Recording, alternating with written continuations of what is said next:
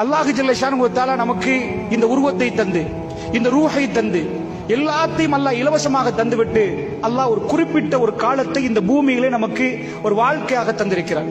மறுமை வாழ்க்கையை நாம் நம்பக்கூடியவர்கள், அது நிரந்தரம் என்று சொல்லக்கூடியவர்கள், இது அற்பம் என்று சொல்லக்கூடியவர்கள் கண்ணு முன்னாடி ஜனாசாக்கள் தூக்கி கொண்டு போவதை பார்த்திருக்கிறோம்.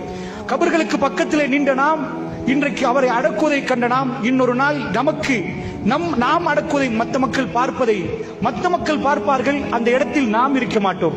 ஏனென்றால் அவர்கள் நம்மளை அடக்குவார்கள். இந்த பூமியிலே நாம் பிரிந்து போகிறோம் என்ற உணர்வோடு அணு தினமும் ஒரு முஸ்லிம் வாழ வேண்டும். அது ஒரு இபாதத்தாக பெருமானார் சொன்னார்கள். சுப்ஹானல்லாஹ் என்பது ஜிக்ர், அல்ஹம்துலில்லாஹ் என்பது ஜிக்ர், அல்லாஹ் அக்பர் என்பது ஜிக்ர். ரசூல் ஸல்லல்லாஹு அலைஹி சொன்னார்கள், அக்திரு திக்ர ஆதிமில் லzzat யானி அல் மௌத், அக்திரு திக்ர ஆதிமில் லzzat என்றார்.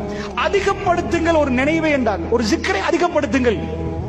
இன்பங்களை எல்லாம் ஒட்டச்சி ஒண்ணுமில்லாமல் ஆக்கக்கூடிய உங்களுடைய மரணத்தை நினைவுபடுத்துங்கள் என்றார்.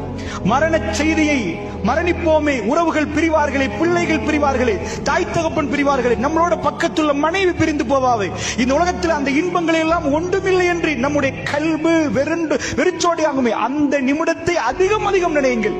அப்படி என்றால் அது இபாதத்.